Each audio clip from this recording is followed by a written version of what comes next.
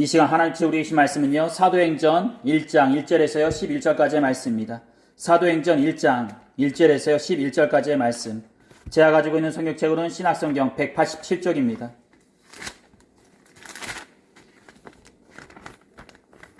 사도행전 1장 1절에서 11절까지의 말씀. 제가 가지고 있는 성경책으로는 신약성경 187쪽입니다.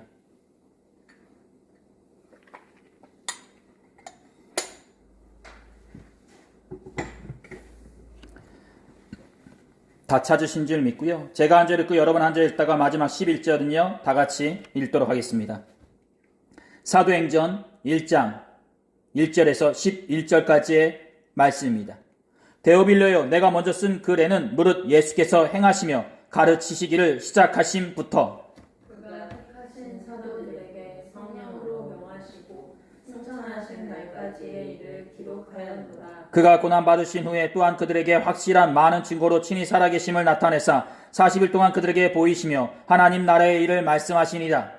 사도와 함께 모이사 그들에게 분부하여 이르시되 예루살렘을 떠나지 말고 내게서 들은 바 아버지께서 약속하신 것을 기다리라. 요한은 물로 세례를 베풀었으나 너희는 몇 날이 못되어 성령으로 세례를 받으리라 하셨느니라.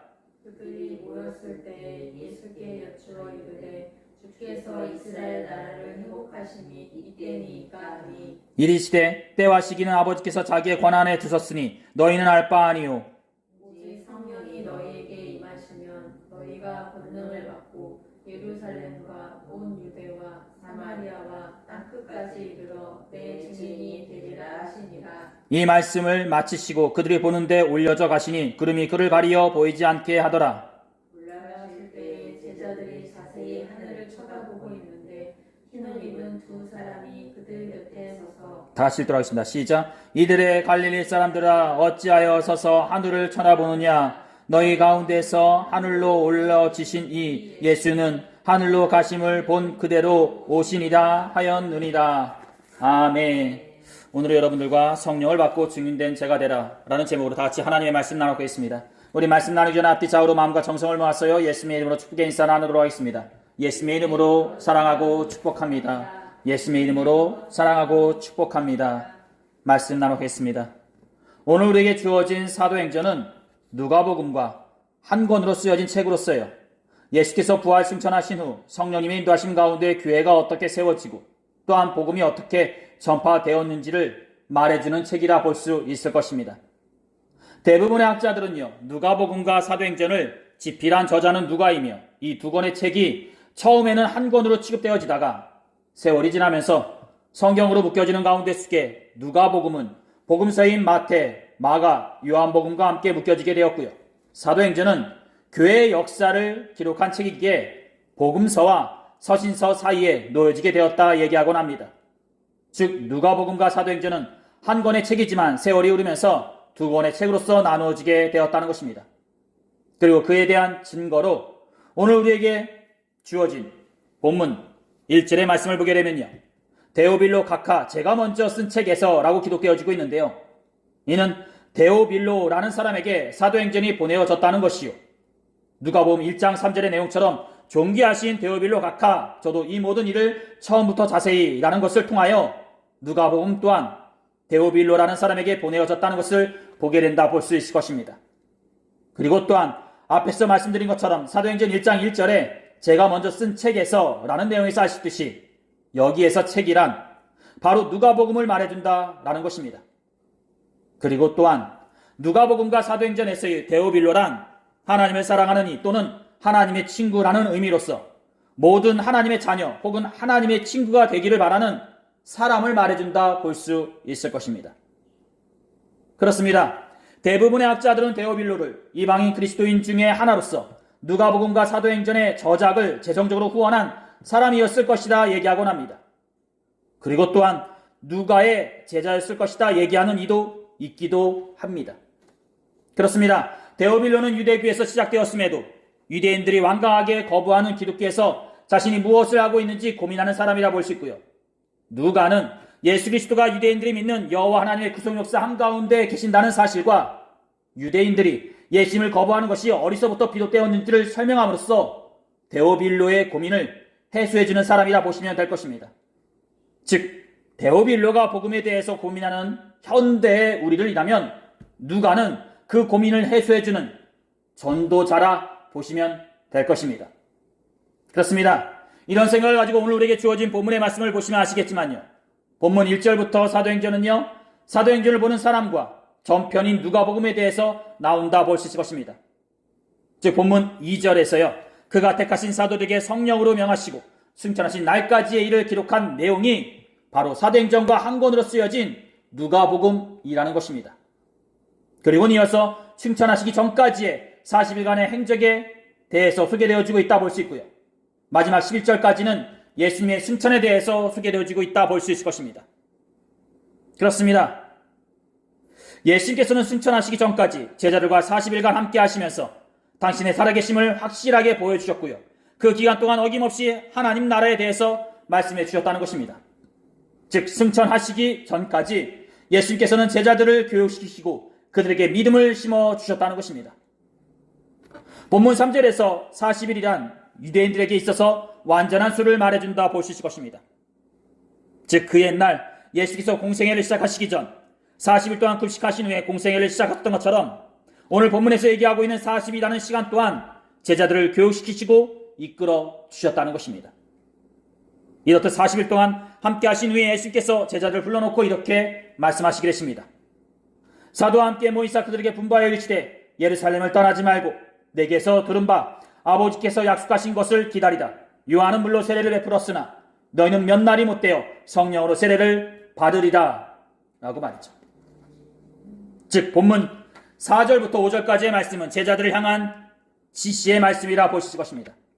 그리고 이 말씀은 예수님의 십자가 사건과 부활이 있었던 이 예루살렘을 떠나지 말고 이곳에서 아버지께서 주시는 성령님을 바르다는 것이라 말씀드릴 수 있을 것입니다. 즉 예수님께서 승천하신 후에 무턱대고 복음을 전하러 떠나지 말고 그럼에도 불구하고 이곳 예루살렘에 남아서 성령님을 바르라는 것입니다. 그렇습니다. 모든 일의 시작은 성령님으로부터 시작되어지는 것이요, 그 성령님을 통해 이루어진다 볼 수 있을 것입니다. 즉 믿는 자가 성도로서 확실하게 설 수 있는 시작은 성령님을 받는 순간부터 이루어진다는 것입니다. 우리는 누구든지 교회를 다니기 시작하고요, 세례만 받으면 하나님께서 모든 일들을 다 감당해 주시고 어떤 어려운 상황 속에 처했어도 지혜와 분별력이 갑자기 생겨서 갑자기 헤쳐나갈 것이다 생각하곤 하는데 그것은 잘못된 생각이라는 것입니다. 즉 교회만 다닌다고 해서 완전한 성도가 되고 완전한 하나님의 능력과 인도하심을 받는 하나님의 백성이 되는 것은 아니라는 것입니다. 그렇다면 어떻게 해야 완전한 성도가 되고 완전한 하나님의 백성이 될까 싶습니다. 그것은 바로 성령님을 받아야지만 되는 것이요, 성령님을 받아야지만 완전한 성도가 되고 완전한 하나님의 백성이 된다 볼 수 있는 것입니다. 그리고 그 성령님을 받아야지만 능력이 있는 자로서 복음을 전할 수 있고요, 구원도 얻을 수 있으며 지금까지도 뛰어넘을 수 있는 복된 성도로서 있을 수 있게 된다는 것입니다. 즉 교회에서 받는 세례가 상징적이고 부르심에 대한 의리의 응답이라면 성령님을 받는 것은 하나님의 답변이시자 확실한 증거라는 것입니다. 그러기에 그 확실한 증거가 되는 성령님을 받아야지만 능력이 있는 자로서 복음을 전할 수 있는 것이요, 확실한 하나님의 백성이 된다 볼 수 있는 것입니다. 즉 예수님을 믿고 교회를 다니는 성도로서 성령님을 받는다는 것은 선택사항이 아니라 당연한 것이라는 것입니다. 그리고 그 성령님에 대해서 말씀하셨듯이 그로부터 며칠 후 제자들은 간절히 기도하는 가운데 속에 성령님을 받게 된다는 것입니다. 다음은 사도행전 2장 1절부터 4절까지의 말씀이라 보실 것입니다. 오순절 날이 이미 이름에 그들이 다 같이 한 곳에 모였더니 홀련히 하늘로부터 급하고 강한 바람 같은 소리가 있어 그들이 앉은 온 집에 가득하며 마치 불의 혀처럼 갈라지는 것들이 그들에게 보여 각 사람 위에 하나씩 임하여 있더니 그들이 다 성령의 충만함을 받고 성령이 말하게 하심을 따라. 그렇습니다. 제자들은 예수께서 승천하신 후에 한 곳에 모여서 간절히 기도하는 가운데 속에 있을 때에 예수께서 보내주신 성령님을 받았다는 것입니다. 그리고 그 성령님을 받은 자의 모습이 공회원들 앞에서 말하는 베드로의 모습과 죽음 앞에서도 담대했던 스데반 집사의 모습이라 말씀드릴 수 있을 것입니다. 다음은 공회원들 앞에서 말한 베드로의 모습 뒤에 사람들의 반응이라 볼 수 있을 것입니다. 특별히 쉬운 성경의 말씀으로 전해드리도록 하겠습니다. 그때 베드로가 성령으로 충만하여 그들 앞에 다음과 같이 대답했습니다. 백성의 통치자와 장로님들, 여러분이 묻고자 하는 것이 오늘 우리가 태어날 때부터 걷지 못하는 사람에게 행한 선한 일에 관한 것입니까? 그 사람이 어떻게 해서 낫게 되었는지를 묻는 것입니까? 그렇다면 여러분들과 모든 이스라엘 백성은 이것을 아셔야 합니다. 이 사람이 나은 것은 나사렛 예수 그리스도의 능력으로 말미암은 것이라는 사실입니다. 여러분들은 십자가에 못 박았지만 하나님께서 다시 살리신 나사렛 예수 그리스도의 이름으로 이 사람이 완전히 나음을 얻어 여러분 앞에 서 있습니다. 이 예수님은 건축자들이 버린 돌이지만 집 모퉁이의 머릿돌이 되셨습니다. 예수님 외에는 다른 어떤 이에게서도 구원을 받을 수 없습니다. 공의의 위원들은 베드로와 요한이 교육을 받지 못한 평범한 사람인 줄 알고 있었는데 이렇게 담대하게 말하는 것을 보고 놀랐습니다. 그리고 다음은 죽음 앞에서 담대했던 스데반 집사의 모습이라 말씀드릴 수 있을 것입니다. 사람들이 스데반을 돌로 칠 때 스데반은 주 예수님, 내 영혼을 받아주십시오라고 기도했습니다. 스데반은 무릎을 꿇고 큰 소리로 주님, 이 죄를 이 사람들에게 돌리지 마십시오라고 외쳤습니다. 이 말을 하고 스데반은 잠들었습니다. 사도행전 7장 59절부터 60절에 기록된 말씀입니다. 그렇습니다. 제자인 베드로나 스데반 집사나 성령 충만한 가운데 이 모든 활동을 행하였고요. 그러는 가운데 죽음까지도 담대하였다는 것입니다. 이렇듯 성령님을 받아야지만 담대하게 복음을 전할 수 있고요. 하나님의 일을 행할 수 있듯이 예수님께서는 승천하시기 전에 제자들에게 성령님을 받으라고 지시하셨던 것입니다. 그런데 어떻죠? 안타깝게도 이렇듯 예수님께서 승천하시는 그 순간까지도 제자들 중에 몇 명은 아직까지도 땅에 대한 것을 예수님께 묻는다는 것입니다. 바로 본문 6절에 기록된 말씀이다 보실 것입니다. 그들이 모였을 때 예수께 여쭈어 이르되 주께서 이스라엘 나라를 회복하심이 이때니까 하니. 그렇습니다. 예수께서 제자들에게 한대 것을 말씀해 주시고 이에 힘쓰라고 말씀하신 반면 제자들은 아직까지도 땅에 대한 것에 더욱더 관심을 갖고 이에 더 힘쓴다라는 것입니다. 즉 성령님을 받기 전에 사람들의 모습이 땅에 대한 것에 더욱더 관심을 갖고 이에 힘쓰듯이 제자들 또한 육의 사람으로 땅에 대한 것에 더욱더 관심을 갖고 힘쓴다라는 것입니다. 즉 성령님을 받기 전에 제자들의 모습은 아직까지도 하늘의 것에 있기보다 땅에 있었다는 것입니다. 이에 예수께서는 이렇게 말씀하시게 되십니다. 이르시되 때와 시기는 아버지께서 자기의 권한에 쓰셨으니 너희가 알 바 아니요 오직 성령이 너희에게 임하시면 너희가 권능을 받고 예루살렘과 온 유대와 사마리아와 땅끝까지 이르러 내 증인이 되리라 하시니라 라고 말이죠. 땅의 것은 하나님께서 해주실 것이니 믿는 너희들은 오직 성령님을 받은 것에 힘쓰고 이에 증인된 자로서 살아라 가라 말씀해 주셨던 것입니다. 즉 믿는 자로서의 관심이 땅에 있기보다 하늘에 있는 자로서 있으라고 말씀해 주셨던 것입니다. 그렇습니다. 사랑하는 성도 여러분, 믿는 자의 관심은 오로지 하나님과 하늘에만 있어야 하는 것이요 그 하나님과 하늘에만 관심을 갖고 살아갈 때에 우리는 땅에서의 시련과 아픔도 이겨낼 수 있는 것이요 오직 하늘의 것을 얻을 수 있다 볼 수 있는 것입니다. 즉 믿는 자의 소망과 기쁨, 즐거움은 오직 하나님과 하늘에만 있다는 것입니다. 즉 이 세상이 아무리 평화롭고 호화찬란하고 화려하고 안정적으로 있다 할지라도 이 땅의 것에선 그 어떤 기쁨도 그 어떤 소망도 찾아볼 수 없는 불완전한 곳이다라는 것입니다. 그러니 땅에 집착하고 매달리기보다 하나님과 하늘나라를 꿈꾸라라는 것입니다. 그러면 하나님께서는 땅의 것을 책임져 주시고 해결해 주신다는 것입니다. 사랑하는 여러분, 이렇듯 현재 여러분들은 땅의 것에 더욱더 관심을 갖고 살아오고 계십니까? 아니면 부활을 경험하고 성령님을 사모하는 분으로서 하늘의 것과 하나님에게만 관심을 갖고 살아오고 계십니까? 우리가 육을 가진 존재로서 땅의 것을 등한시할 수는 없을 것입니다. 먹어야 되고요, 자야 되고요, 입어야 되고요, 사람들과 관계를 가져야 되고요. 그래서 땅의 것에 대해 때로는 고민을 하게 되고요. 하지만 그것이 하늘의 것을 잃어버리라는 말은 아닙니다. 우선순위 면에서 어느 것이 먼저이고 어느 것이 더 중요한지는 알아두어야 한다는 것입니다. 즉 첫째로 하나님과 하늘나라를 꿈꾸는 자로서 이때 땅의 것을 1순위로 두지 말고 그 다음으로 보라라는 것입니다. 미장원에서 머리를 깎다가 있었던 일입니다. 미장원 맞은편에는요 문구점이 하나 있었는데요, 그 문구점 앞에는 아이들이 좋아하는 장난감 뽑기가 있었다는 것입니다. 그런데 한 아이가요 엄마와 함께 길을 지나가다가 그 장난감 뽑기에 현혹되어 그 장난감 뽑기만 바라보고 있는 것이었습니다.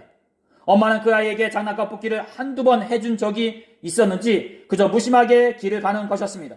그런데도 아이는 그 장난감 뽑기에 모든 관심이 쏠린 것처럼 그 장난감 뽑기 앞에서만 서 있는 것이었습니다. 그러자 엄마가 몇 걸음 가다가 엄마 간다라고 얘기하자 그 아이는 그 관심을 다시 엄마에게 돌려서 엄마 뒤를 따라가는 것이었습니다. 그렇습니다. 아무리 호기심을 자극할 만한 화려한 장난감 뽑기다 해도 엄마보다 중요하지는 않았던 것입니다. 사랑하는 여러분, 이렇듯 아무리 호기심을 자극할 만하고 나에게 필요한 것이다 해도 그것이 엄마보다는, 그리고 엄마와 함께 가는 그 집보다는 중요하지는 않은 것입니다. 이렇듯 항상 하늘의 것과 하나님에게 관심을 가진 분으로서 성령님을 사모하시고 나아가 증인된 분으로서 복음을 전하시는 데 힘쓰시는 복된 성도분들로서 계시기를 두 손 모아 축원드립니다. 오늘 하나님께서 우리들에게 주신 말씀은 여기까지입니다. 기도하시겠습니다. 귀하시 복되신 우리 주 하나님 아버지, 오늘 우리는 사도행전의 말씀을 나누면서 우리가 과연 중요하게 여기는 것이 무엇인지 생각해 보게 됩니다. 우리가 성령님을 받은 자로서 하나님과 하늘나라를 더 소중히 여기는 자로서 이 땅 가운데 살아가고 있습니까? 아니면 교회를 다니고 예수님을 믿는다고 얘기하면서 아직까지도 하나님과 하늘나라보다 세상의 것을 더 중요하게 여기는 자로서 살아가고 있습니까? 우리 자신을 살펴보게 하시고 나아가 성령님을 갈망하고 바른 자로서 맡겨진 사역과 사명 가운데 각자의 삶 속에서 크게 쓰임받는 복된 주의 성도들이 되게 하여 주시옵소서. 오늘도 이렇듯 주의 전에 있음에 감사함을 가지며 이 모든 기도를 우리 예수 그리스도 이름으로 간절히 기도 드렸사옵나이다. 아멘.